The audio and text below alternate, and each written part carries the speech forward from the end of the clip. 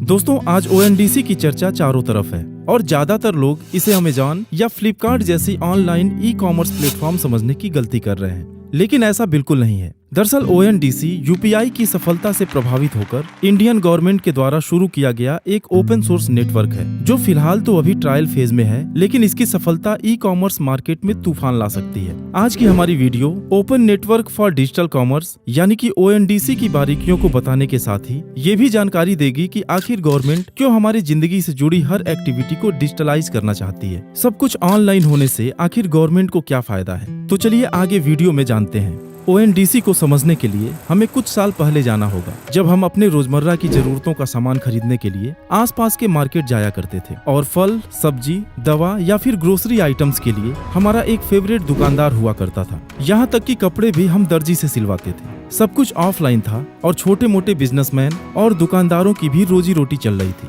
लेकिन ये सारे लेन देन कैश में होते थे, जिसकी वजह से किसने कितना बिजनेस किया, कितना ट्रांजैक्शन हुआ और टैक्स की क्या लायबिलिटी बनी, इन सब का कोई हिसाब नहीं था और गवर्नमेंट को टैक्स का एक बहुत बड़ा हिस्सा नहीं मिल पाता था। और जैसा कि आपको पता ही है कि गवर्नमेंट के पास ज्यादातर पैसा डायरेक्ट और इनडायरेक्ट टैक्सेस के रूप में ही आता है, जिसे देश के विकास कार्यों में खर्च किया जाता है। कैश ट्रांजैक्शंस को कम करने और उसमें पारदर्शिता लाने के लिए गवर्नमेंट ने बहुत ही समझदारी से जुलाई 2015 में डिजिटल इंडिया कैंपेन की शुरुआत की और लोगों को बताया कि सब कुछ डिजिटल हो जाने से उनकी जिंदगी काफी आसान हो जाएगी और लोगों को ऑनलाइन ट्रांजैक्शंस के लिए मोटिवेट किया जाने लगा। और यही नहीं, जनधन योजना के तहत ग्रामीण इलाकों में करोड़ों बचत खाते खुलवाकर उन्हें आधार से लिंक कराया गया, जिससे कि गवर्नमेंट द्वारा चलाई जा रही स्कीमों का फायदा डिजिटल माध्यम से बेनिफिशियरी तक पहुंचाया जा सके।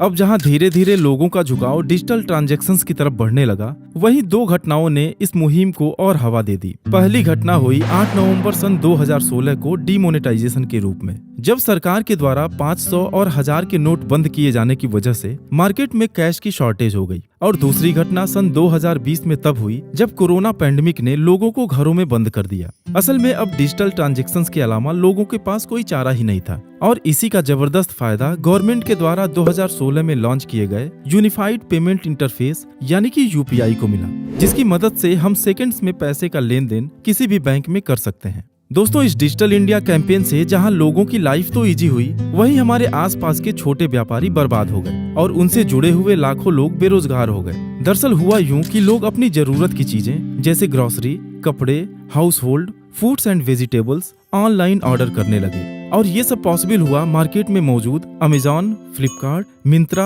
और स्विगी जैसे बड़े ई-कॉमर्स प्लेटफॉर्म्स की वजह से, जहां बायर और सेलर एक एप्लीकेशन के जरिए कॉमन प्लेटफॉर्म पर आते हैं और बायर अपने पसंद का सामान ऑनलाइन पेमेंट करके उनके लॉजिस्टिक पार्टनर के जरिए मंगा लेता है। देखते ही देखते कुछ बड़ी ई-कॉमर्स कंपनियों ने मार्केट पर कब्जा करके लोकल मार्केट से सस्ते दाम पर सामान बेचने लगी। और अगर इन कंपनियों के कमाई के तरीके की बात करें तो ये ई-कॉमर्स कंपनियां दो तरीके से कमाती हैं। पहला तरीका है मार्केट प्लेस मॉडल, जिसमें ये सेलर और बायर के बीच मोटा कमीशन लेकर सिर्फ मीडिएटर का काम करती हैं। और दूसरा तरीका है इन्वेंट्री मॉडल, जिसमें ये ई-कॉमर्स कंपनियां सेलर से सस्ते रेट पर बल्क में माल परचेज करके अपने गोदाम में रख लेती हैं और लोकल मार्केट से कम दाम पर सेल कर देती हैं। अब चूंकि छोटे व्यापारी इतना बल्क में तो ऑर्डर कर नहीं सकते, जिसकी वजह से उन्हें ये सामान महंगे रेट पर मिलते हैं और धीरे धीरे वो कंपटीशन से बाहर हो जाते हैं। हालांकि गवर्नमेंट ने इस प्रॉब्लम को सॉल्व करने के लिए एक निर्देश भी जारी किया कि कोई भी ई-कॉमर्स प्लेटफॉर्म अपना खुद का प्रोडक्ट नहीं बेच सकती, लेकिन इसका भी तोड़ कंपनियों ने निकाल लिया और मुखौटा कंपनी बनाकर यानी कि दूसरे नाम से कंपनी बनाकर प्रोडक्ट को सेल करने लगे।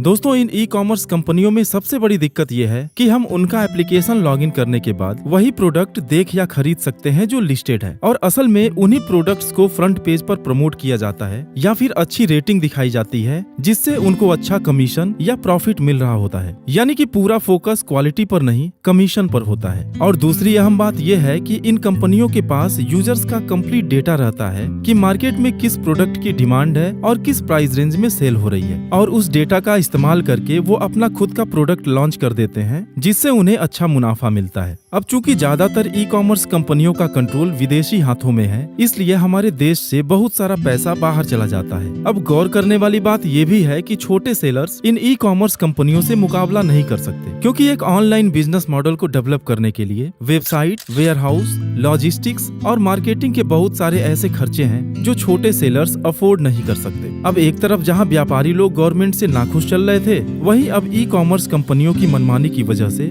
आम लोगों की भी शिकायतें गवर्नमेंट को मिलने लगी, जिसे सीरियसली लेते हुए ministry of commerce and industry ने DPIIT को इस प्रॉब्लम से निपटने के लिए एक कमेटी बनाने का निर्देश दिया, जिस पर एक्शन लेते हुए DPIIT ने 9 सदस्यों की एक एडवाइजरी कमेटी बनाई, जिसमें इन्फोसिस के को फाउंडर मिस्टर नंदन नीलेकणी का विशेष योगदान है। और लगभग 1 साल के वर्किंग के बाद इस कमेटी ने एक ऐसे ओपन सोर्स इलेक्ट्रॉनिक नेटवर्क का कॉन्सेप्ट दिया, जिसके इस्तेमाल से ई कॉमर्स कंपनियों की डिजिटल मोनोपोली को खत्म किया जा सके। दोस्तों, ओपन सोर्स और क्लोज्ड सोर्स नेटवर्क के बीच का फर्क हम मोबाइल ऑपरेटिंग सिस्टम के एग्जांपल से समझ सकते हैं, जहां गूगल का Android operating system open source है, जिसे कई मोबाइल कंपनियां अपने हिसाब से मॉडिफाई करके उसे यूज कर सकती हैं। लेकिन वहीं एप्पल के आईफोन का ऑपरेटिंग सिस्टम क्लोज्ड सोर्स है, जिसमें लीगली कोई चेंज नहीं किया जा सकता। दोस्तों, आइए अब हम जानते हैं ONDC आखिर काम कैसे करेगा। दरअसल ONDC एक प्लेटफॉर्म नहीं बल्कि एक ओपन सोर्स नेटवर्क है, जिसे अमेजॉन, फ्लिपकार्ट और मिंत्रा जैसी बड़ी कंपनियों के साथ छोटे व्यापारी और रिटेलर्स भी यूज कर सकते हैं और सबको बराबर का अधिकार मिलेगा।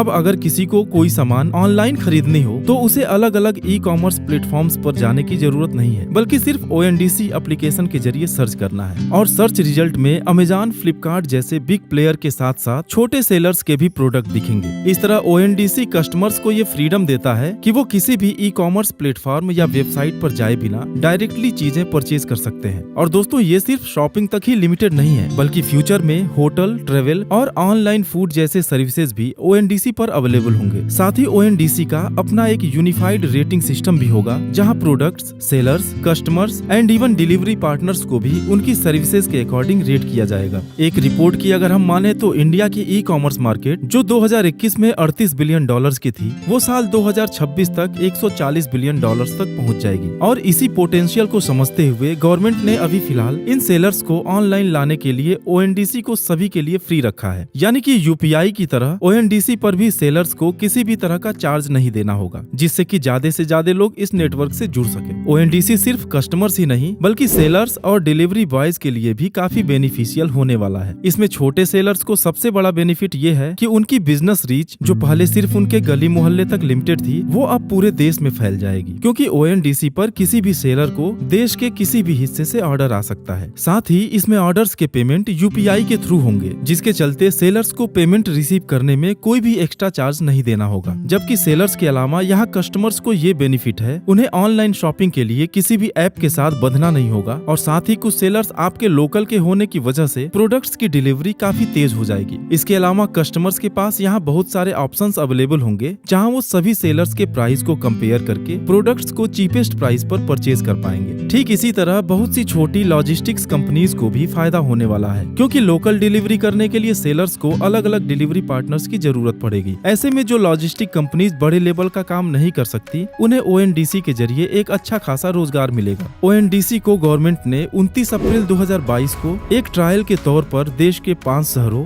दिल्ली, NCR, बेंगलोर, भोपाल, शिलोंग और कोयम्बटूर में लॉन्च कर दिया है, जिसके सफल होने पर आगे और शहरों में भी लॉन्च करने की योजना है। दोस्तों, उम्मीद है कि आपको गवर्नमेंट के डिजिटल इंडिया कैंपेन और ONDC का मकसद समझ में आ गया होगा। तो आज के इस वीडियो में बस इतना ही। Thanks for watching.